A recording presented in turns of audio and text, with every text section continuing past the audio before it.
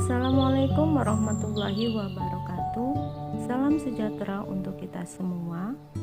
Senang rasanya masih bisa berjumpa dan bersua di pembelajaran matematika meski dengan pembelajaran jarak jauh. Mudah-mudahan kalian masih tetap semangat dan terus menjaga kesehatan sehingga kita bisa mengikuti pembelajaran-pembelajaran berikutnya. Materi kita selanjutnya adalah beberapa contoh dari materi penyebaran data yang sudah kita pelajari pada pertemuan sebelumnya. Berikut videonya. Berikut adalah data usia konsumen yang mengkonsumsi suatu jenis produk minuman yang ditunjukkan dengan tabel. Di situ ada dua kolom, yaitu usia dan frekuensi. Ya, dengan beberapa kelas, ada 6 kelas di situ dengan frekuensi, jumlah frekuensi di situ 3, 6, 12, 10, 6 dan 3. Nah, yang ditentukan adalah simpangan rata-rata, simpangan baku dan varians. Berikut adalah penyelesaian untuk menentukan simpangan rata-rata, standar deviasi, dan varian yang diminta dari soal. Berikut pembahasannya. Berdasarkan tabel yang sudah kita dapatkan dari soal, di situ diketahui bahwa antara rentang usia 20 sampai 24 ada 3 data, kemudian 25 sampai 29 ada 6 data, 30 sampai 34 ada 12 data, kemudian 35 sampai 39 ada 10 data, 40 sampai 44 ada 6 data, 45 sampai 49 ada 3 data. Sehingga jumlah data keseluruhan antara rentang 20 sampai 49 adalah 3 tambah 6 tambah 12 tambah 10 tambah 6 tambah 3, berarti jumlah keseluruhannya adalah 40. Nah, sekarang kita lihat rumusan untuk menentukan simpangan rata-rata. Pada simpangan rata-rata di situ yang kita butuhkan adalah untuk data berkelompok adalah jumlah frekuensi dikali dengan hasil pengurangan antara data dengan nilai rata-rata. Berarti kita membutuhkan di situ adalah nilai tengah, ya, nilai tengah. Sekarang kita cari nilai tengahnya dulu, ya. Nilai tengah di situ diperoleh dari 20 ditambah 24 dibagi 2, dapatlah 22. Kemudian 25 tambah 29 dapat 27. 30 sampai 34 dapat 32. 35 sampai 39 dapat 37. 40 sampai 44 ada 47. 45 sampai 49 adalah 47. Nah, nilai tengah ini berfungsi untuk menentukan hasil perkalian antara frekuensi dengan hasil pengurangan antara nilai tengah dengan nilai rata-rata. Nah, sekarang kita tentukan nilai rata-ratanya. Nah, nilai rata-rata karena di sini bentuknya data bergolong, maka kita harus mengalihkan antara jumlah nilai tengah dengan frekuensi. Berarti kita butuh satu kolom, yaitu hasil perkalian antara nilai tengah dengan frekuensi. Berarti 22, ya, 22 dikali 3 66. 27 kali 6 162. 32 kali 12 sama dengan 384. 37 kali 10 370 sampai dengan 47 kali 3 sama dengan 141. Nah, hasil perkalian antara nilai tengah dengan frekuensi itu kita jumlahkan semuanya. 66 tambah 162 tambah 384 ditambah 370 ditambah 252 ditambah 141, hasilnya adalah 1375. Jadi untuk menentukan nilai rata-ratanya adalah dengan datanya adalah dengan jumlah dari hasil perkalian antara nilai tengah dengan frekuensi dibagi dengan jumlah dari frekuensi. Berarti 1375 tadi hasil penjumlahan antara perkalian antara nilai tengah dengan frekuensi dibagi dengan jumlah frekuensi, yaitu 40. Berarti 1375 dibagi dengan 40 sama dengan 34,37, atau kalau kita bulatkan menjadi 34,4. Nah, nilai rata-rata inilah nanti yang bisa kita gunakan untuk mengisi kolom berikutnya. Ya, untuk mengisi kolom berikutnya. Jadi ini pengurangan nilai tengah dikurangi dengan nilai rata-rata, kemudian dimutlakan. Ini dimutlakan. Jadi jika ada yang hasilnya negatif, kita positifkan semua. Ya. Jadi misalnya ini nilai rata-ratanya adalah 22. 22 dikurangi dengan 34,4. Hasilnya adalah 12,4. Kemudian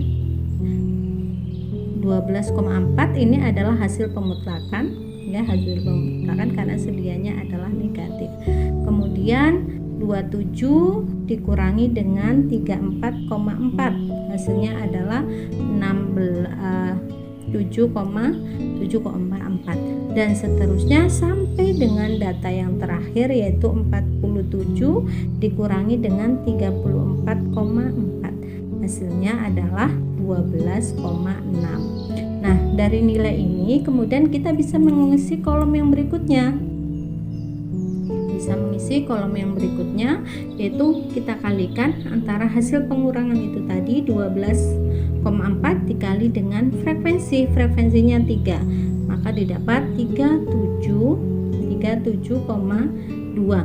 Kemudian perkalian antara 7,4 kali 6 dapatlah 44,4. Seterusnya sampai dengan data yang terakhir yaitu 12,6 dikali dengan 3, hasilnya adalah 37,8.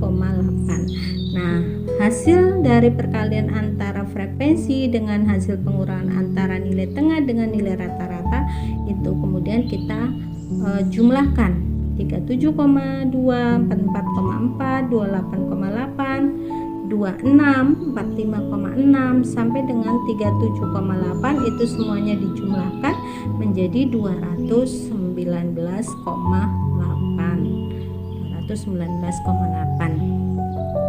Nah, pada simpangan baku di situ kan diperlukan hasil pengurangan atau hasil perkalian antara frekuensi dengan selisih antara data tengah dikurangi nilai rata-rata, akan tetapi dalam bentuk pangkat 2. Nah, untuk menentukan nilai simpangan baku atau standar deviasi, kita membutuhkan data hasil pengurangan antara nilai tengah dengan nilai rata-rata dalam bentuk kuadrat.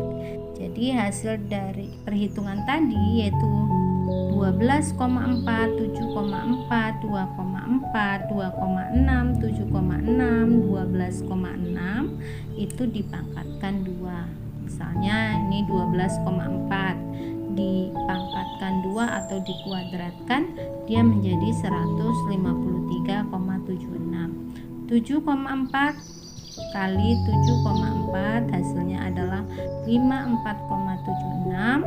2,4 dipangkatkan 2 menjadi 5,76. 2,6 kali 2,6 jadi 6,76. Kemudian 7,6 dikali 7,6 57,76.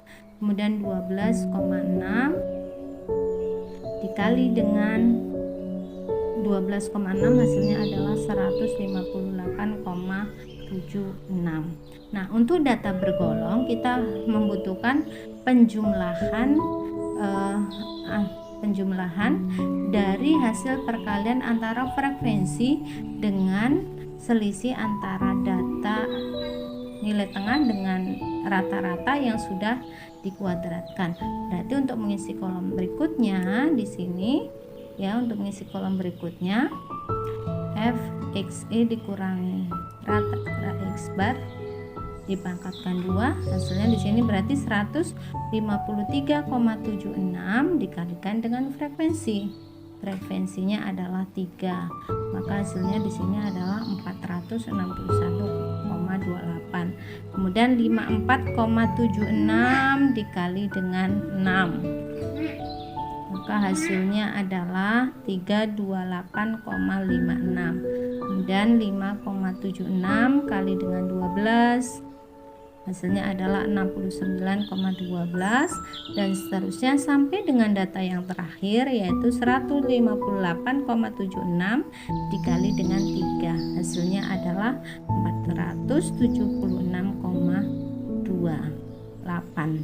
Nah, kemudian kita kalkulasikan, kita jumlahkan 461,28, kemudian 328,56, 69,12, semuanya dijumlahkan sehingga hasilnya adalah 1749,4. Nah, setelah semua kolom ini terpenuhi, ini adalah fungsinya untuk membantu kita menghitung penyebaran data baik standar deviasi, simpangan rata-rata ataupun varian yang kita butuhkan. Sekarang kita masuk ke rata-rata, simpangan rata-rata. Nah, simpangan rata-rata di sini kalian lihat ya. Rumusnya untuk simpangan rata-rata adalah 1/n dikali dengan sigma dari hasil perkalian antara frekuensi dengan selisih antara nilai tengah dengan nilai rata-rata. Sekarang kita lihat balik kemari, datanya berapa banyak frekuensinya? Nah, 40. Kemudian hasil penjumlahan antara perkalian. Nah, di sini perkalian antara frekuensi dengan selisih antara nilai tengah dengan nilai rata-rata. Hasilnya jumlahnya adalah 219,8. Kita masukkan ke rumusan ini. Nah, jadi 1/40 dikali dengan 219,8, hasilnya adalah 5,49 atau kita bulatkan menjadi 5,5. Kemudian untuk simpangan baku. Simpangan baku atau standar deviasi. Standar deviasi ini diperlukan adalah hasil penjumlahan antara frekuensi dengan hasil kuadrat antara selisih dengan nilai rata-rata ya, nilai tengah dengan nilai rata-rata. Jumlahnya tadi adalah 1749,4. Nah, rumusnya adalah untuk standar deviasi akar dari 1/n dikali dengan sigma dari frekuensi dikali dengan selisih antara nilai tengah dengan nilai rata-rata yang sudah dipangkatkan 2. Jadi n-nya adalah 40 atau jumlah frekuensinya adalah 40, berarti akar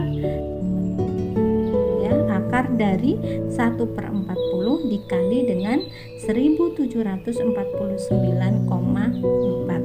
Hasilnya adalah akar 43,735. Nah, kalau kita akar menggunakan kalkulator, dia menjadi 6,613 atau 6,613. Nah, tinggal satu lagi kita adalah menentukan ragam atau varian ya. Ragam atau varian adalah 1/n sigma dari penjumlahan antara frekuensi dengan nilai rata-rata dikurangi dengan nilai nilai tengah dikurangi dengan nilai rata-rata dipangkatkan 2. Berarti ini 1/40 dikali dengan 1749,4 ya. Berarti ini 1 kali 1749,4 dibagi dengan 40 dapatlah 43,735. Jadi kita sudah bisa mendapatkan semua yang diperlukan dari soal, yaitu simpangan rata-rata atau SR, kemudian simpangan baku atau standar deviasi, kemudian varian atau ragam, variansi atau ragam. Nah, mudah-mudahan penjelasan Ibu ini bisa dipahami oleh kalian, sehingga untuk ujian mid semester ini kalian bisa menyelesaikannya dengan